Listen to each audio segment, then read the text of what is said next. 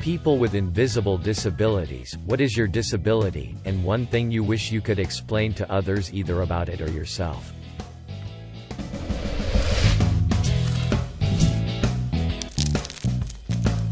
My very good friend had a stroke at age 27 and his entire right side is paralyzed.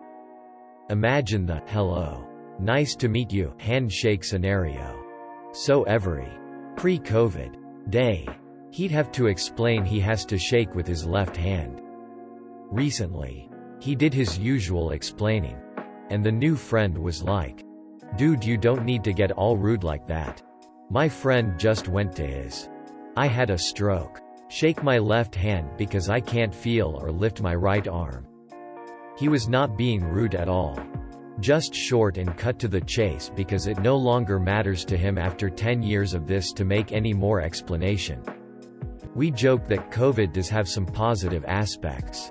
When he meets someone again, no one is shaking hands. Problem solved, I guess? Trying to see positives out of way too many negatives. RN. I got PTSD from Iraq and Afghanistan. Not exactly a disability according to most, but I'm water allergic. After being wet like from bath, rain or even sweat, I have rashes break out with intense itching and wheals. This makes everyday activities a struggle. I live in a tropic climate and humidity is a big factor. So I'm scratching myself like a monkey whole day. And worst part is I read this will never go away. Good part being I'm lucky it's a mild allergy compared to what other people suffering from this have. Does generalized anxiety disorder count? 'Cause it's hell.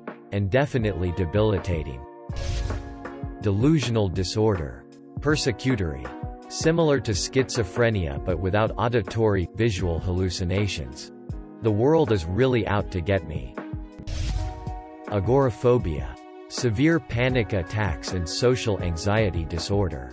So this whole quarantine is just another day for me. Skeptical smiley face. I was told recently that clinical depression is now considered a disability, depending on severity. Which is actually great news. I am one of the types who really struggles to sleep because of it. And forget how you have seen insomnia portrayed in films or TV. It's not a case of never sleeping but more of a case of never sleeping well. But please, for the love of everything good in this planet, stop with that. Just go lay down in bed, do some exercise, don't drink coffee, try meditation, do some breathing exercises, or, UGHH. Smoke some weed mentality. People act like I haven't tried just about every option available.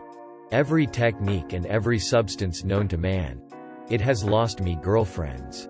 It has lost me jobs and it has lost me a decent chunk of my sanity. I cannot remember faces. As soon as a person leaves my sight I forget what their face looked like. I make up by remembering clothes, voices, hair and puzzle it together from there on. I am great in remembering names. With some people it is easier than with others. However, I even forget distinctive features like a big mole, a visible scar or split lip. Just gone the moment somebody looks away. If I see somebody every day I remember after about 2 or 3 months at best. Adult attention deficit disorder is a real thing. It dominates my life and makes me a slave to mentally stimulating, novel situations. People think ADD isn't a real disability, just a personality type. This couldn't be further from the truth. It was recently found that ADD people have issues with dopamine release when imagining doing a task. In a normal person's brain, they get a little shot of dopamine when you think about, say, doing your dishes, because your brain considers how nice it will be to have the dishes done. This helps motivate you to do them. With ADD, your brain only focuses on the task. It will be unpleasant to do the dishes. Rather than the reward, it will be nice to have the dishes clean. This makes motivation to do non-stimulating tasks much harder than a normal person. The worst part is, this makes it looks like people with ADD are lazy or slobs. We're not. We have a serious chemical imbalance in the frontal lobes of our brain, making command functions, organization, focus, planning, execution, more difficult. Social anxiety disorder. It was so bad at one point in my life I wouldn't leave the house. I was clinically diagnosed agoraphobic. Looking at me walking around in public now, you'd never know. I walk with my head high, shoulders back. I look confident and secure. The projection of confidence is a fake it till you make it attitude though. The second I make eye contact with someone I have to look away. Eye contact, even with my closest friends and family, still makes me uncomfortable. Attempting small talk makes me die inside. Meeting new people, I spend the entire conversation in my head trying to make sure I get their name right. Missing everything they're saying. I am told that people assume I am a snob because of these mannerisms.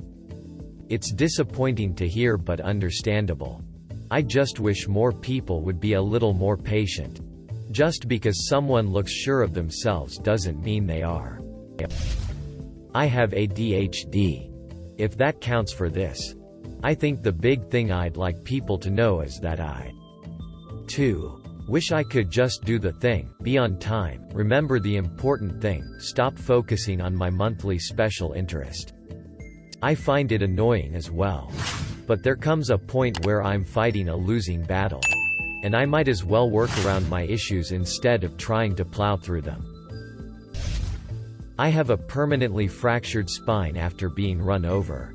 Although people can't see it. I am in huge amounts of pain all the time. Whether it is sitting, sleeping on my back or walking.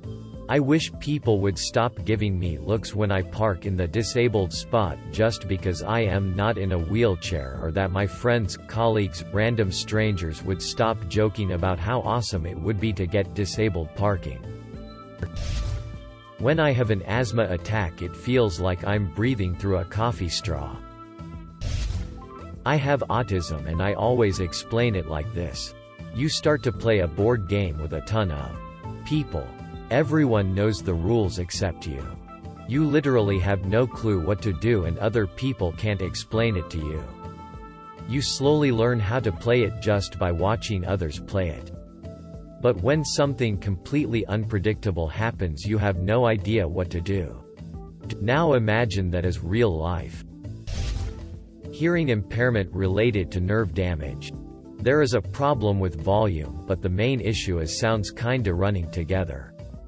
Like something being blurry in your vision. Hearing aids only help with volume.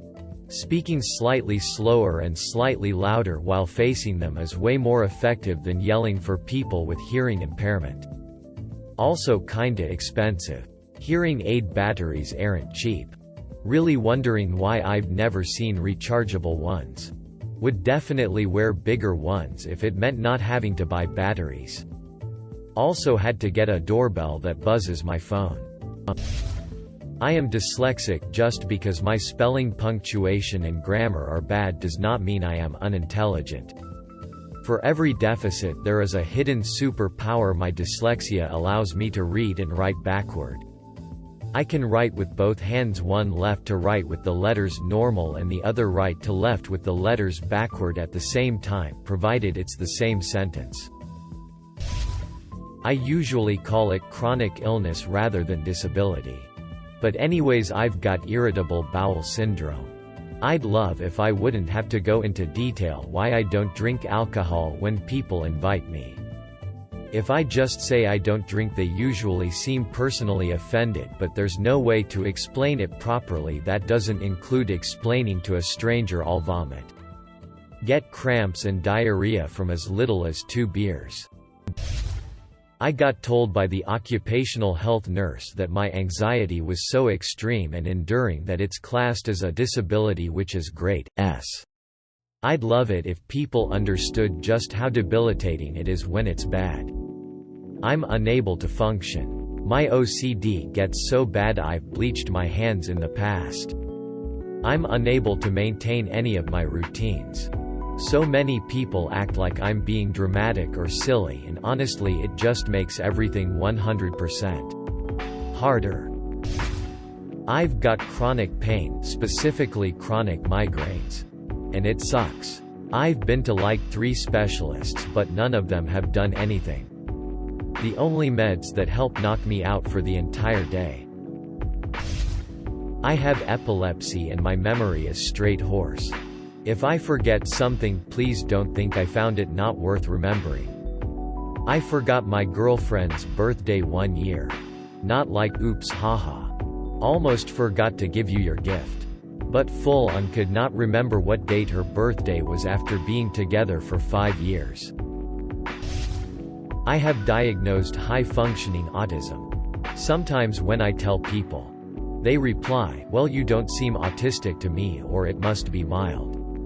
On one hand it's a compliment because I know I'm not socializing too badly.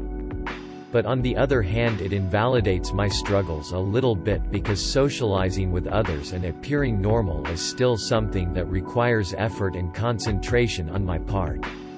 Also, it's usually said in school, work environments where things are more structured and knowing what's proper to say comes a lot more easily. In more unstructured social environments, knowing what to say and what to do is a lot harder. I'm autistic and high-functioning, which means people don't believe me because I don't act autistic. I wish they'd understand how much energy it takes to act like them to make sure they don't feel uncomfortable. And how I don't sometimes escape the room or suddenly seem to shut down emotionally. Going low verbal and start acting autistic to be rude. But because my sensory issues become too much noise and too bright lights drains me and makes me panic. I want them to understand that it's not that I'm not trying. It's that I am always trying, but sometimes my best efforts aren't enough. I usually like being an Aspie though. I like my brain and most of the ways in which I function. So another thing I'd like people to understand, that may seem contradictory to the first thing, is that me being autistic isn't a tragedy. They should not feel sorry for me. In fact, their pity is pretty offensive. Not me, but a friend of mine started showing signs of RAW at around 24. Soon it was hard for her to walk and she rarely left the house. But on days when she felt better than normal she'd go out just to stores for a few minutes to try and feel normal again. She has a handicap placard, and once after getting out of her car a person told her that she was faking illness and she should be ashamed of herself. People need to be educated on invisible illnesses. No one should have their one good day ruined by an ignorant person.